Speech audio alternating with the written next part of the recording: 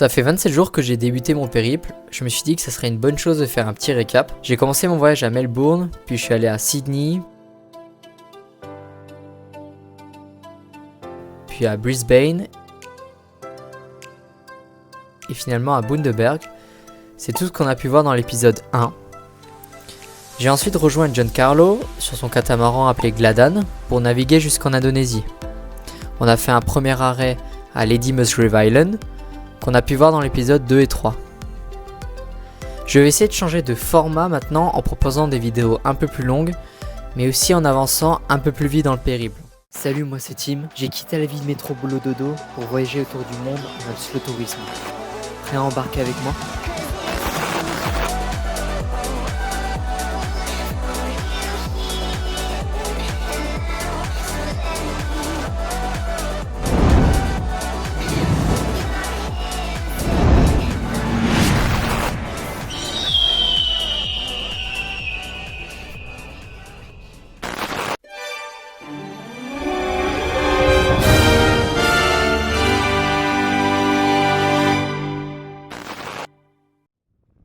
Voilà, donc ça, ouais, yeah, it's good, I'm just talking to the camera. Donc ça, je vais l'accrocher ici. Et donc pour remplacer celle-là qui, comme on le voit, en fait ne fermait plus, elle restait coincée ici. Hop. Journée réparation pour ce 4e jour à Lady Musgrave Island. Donc le système de navigation, on en a deux. Il y en a un en bas dans la cuisine, / salon. Et on en a un autre qui est à l'étage au niveau de la salle de navigation, si je peux l'appeler comme ça. Autrement dit, là où il y a le gouvernail. Il se trouve que celui de là-haut ne fonctionne pas vraiment. Et donc en fait, on a passé la journée avec Giancarlo à essayer de réparer le système. Malheureusement, en vain. Ouais, donc on sait toujours pas si on part aujourd'hui ou demain matin. En fait, il y a deux des catamarans avec qui on a parlé hier qui partent maintenant. On peut les voir partir, je sais pas si on voit bien sur caméra, j'essaie de faire un zoom. Et voilà, ils se suivent, ces deux groupes de potes. Et il y a un catamaran qui est arrivé, qui est juste en face, mais on peut le voir, il y a beaucoup de vent. Voilà, du coup je vais rester à l'intérieur. Donc voilà, c'est soit on part maintenant et on fait un trajet de nuit pour arriver le matin à Lille, soit on part très tôt demain pour essayer d'arriver au coucher de soleil ou quoi. Voilà, je sais que le capitaine il veut aller vite en Indonésie et ça fait 4 jours qu'on est bloqué ici, donc c'est pas idéal. Du coup on a décidé d'opter sur le départ demain matin pour des raisons de sécurité, donc voilà. Si j'étais plus expérimenté ou elle était plus expérimentée, on aurait pu partir aujourd'hui, mais c'est pas le cas. Donc voilà, on va partir tranquillement demain dans une météo qui va tourner avec des rafales autour de 20 nœuds, je pense, un truc comme ça. Donc ça va être un peu plus tranquille qu'aujourd'hui. Et du coup, en attendant, je fais un peu de nettoyage. J'ai mon côté maniaque de l'organisation qui est sorti. Voilà, il monte sa tête une fois par mois et du coup c'est le moment. Je vais essayer de ranger l'armoire où il y a tout ce qui est casserole. Donc juste rendre ça un peu plus organisé et clair. Bon, il est 5h30 du matin. Le soleil, bon voilà, il commence, on voit les premières lueurs qui commencent à arriver au loin. On va commencer à naviguer dans une demi-heure. Donc objectif c'est arriver à Kapling Island, un truc comme ça, je mettrai le nom en dessous. Ça sera environ 15 heures de navigation, mais je suis content de bouger un peu parce que là ça faisait 4 jours, 5 jours qu'on était, même plus on est samedi, on est arrivé lundi quoi, ça fait presque une semaine quoi qu'on est coincé au même endroit. Enfin, faut qu'on puisse se bouger plus souvent que ce qu'on a fait là.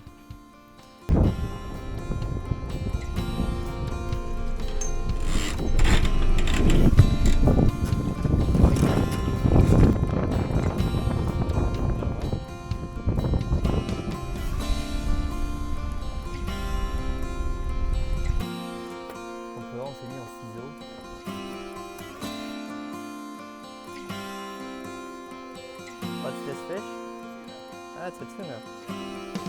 On a pêché notre premier thon et comme on était dans une zone protégée de la barrière de corail, j'étais assez insistant avec John Carlo pour être sûr que le thon était assez gros.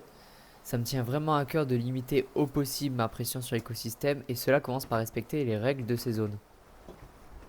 Mauvaise surprise, il y a le boot de prévention, celui qui tenait la grande voile qui s'est cassé, dû au fait qu'on avait vraiment un mauvais vent et que la grande voile faisait que de vouloir passer d'un côté et d'un autre.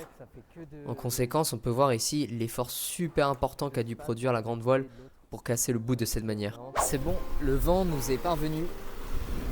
Du coup c'est cool parce que les 2 premières heures c'était plat, ça faisait vraiment, ça abîmait beaucoup la voile. Mais maintenant on est parti, on a environ on a du stable 15-16 nœuds, voire un peu plus des fois. Mais c'est juste suffisant.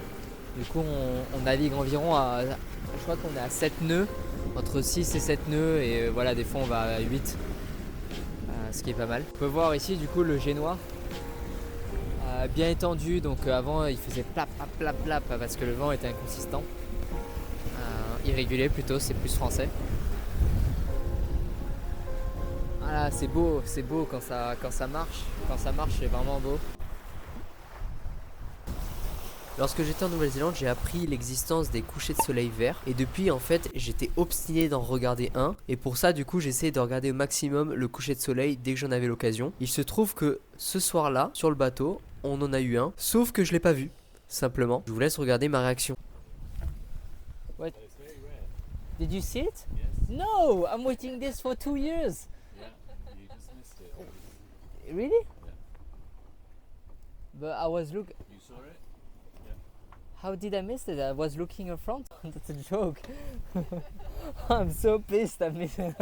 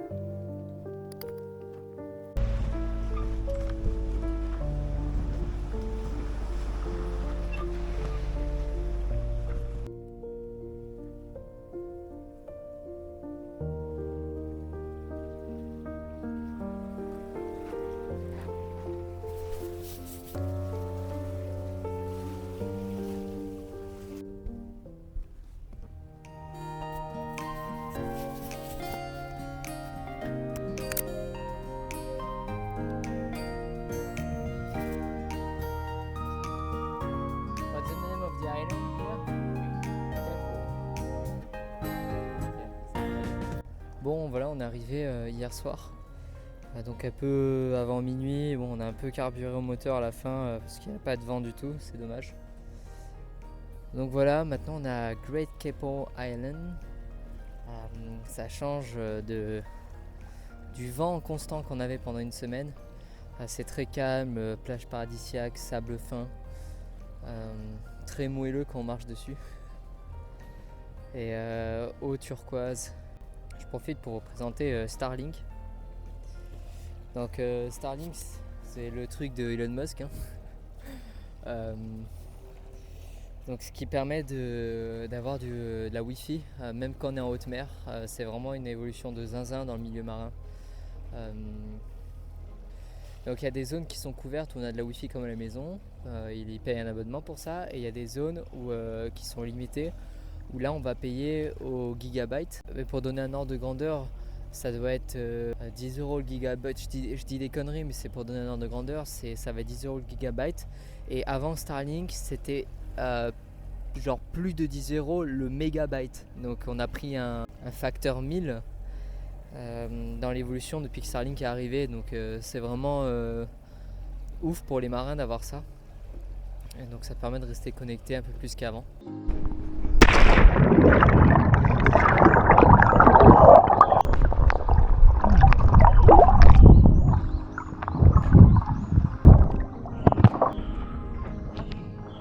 Bon, je suis sur le paddle. Youhou!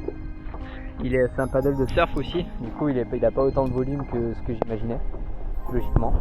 Le bateau est juste là, et je vais essayer d'aller sur les rochers qui sont là-bas. Hein. Donc en fait là, j'ai l'accessoire qui va dans ma bouche. Du coup ça me fait pratique en surf, quand on fait une activité comme ça nautique. Comme ça, on peut avoir un POV et je peux toujours utiliser mes deux mains. Et c'est un peu mieux que la caméra sur le torse. Mais attention parce que je peux à tout moment perdre 8 dents. Parce que si je me prends un truc dans la gueule, ça va dans les dents.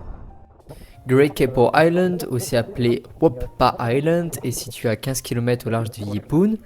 L'île était habitée par le peuple aborigène de Wopabura, d'après les recherches que j'ai faites, et ils étaient au nombre d'environ 80. Le nom de Keppel vient encore et toujours de l'explorateur James Cook, qui nomma l'île en honneur de l'amiral Augustus Keppel.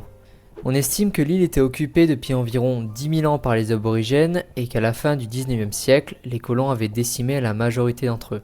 Suite à cela, les terres avaient été divisées et vendues à multiples reprises parmi les occidentaux. Après la Deuxième Guerre mondiale, l'île est devenue de plus en plus touristique, des hôtels ont été construits ainsi qu'un aérodrome. Sans commentaire à ce sujet.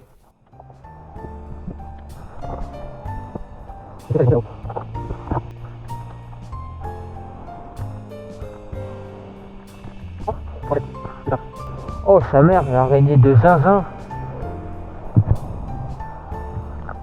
Putain. Je pense qu'on n'aura pas la caméra, mais il y a une putain de toile là. Bon, moins belle vue. Le bateau là est sur la gauche. Avec une toile d'araignée au plein milieu, mais je pense qu'on va pas avec la cam. J'ai continué de me balader autour de l'île avec le paddle. C'était pas vraiment facile avec les courants, mais j'ai tout de même passé un bon moment.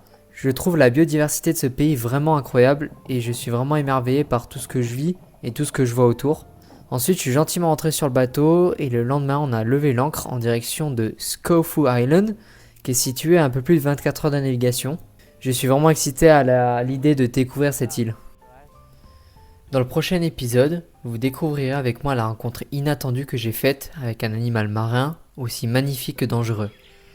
J'ai fait cette rencontre lorsque j'approchais Schofield Island avec le paddle. Je vous dis à très vite pour de nouvelles aventures.